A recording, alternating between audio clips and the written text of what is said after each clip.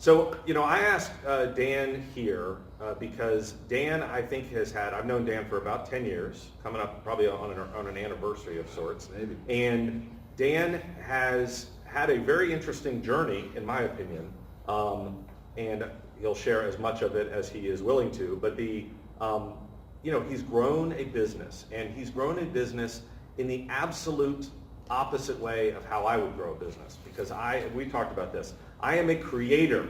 I have an idea, I want to run with it. And Dan is methodical, and Dan is a studier, and Dan is I'm going to find the right way to do this. And I am both appalled and envious of that. Some background, I'm going to kind of let you do it because you sent me your bio, and I'm like, I'm not reading your bio. But Dan is the owner of Keller Williams Kingstown, and very large and bustling brokerage. It is absolutely 100% the brokerage that I would recommend for new agents to get involved with. Part of it is, I think, in the Keller Williams philosophy. Part of it, though, is Dan. Dan is very invested in people's growth.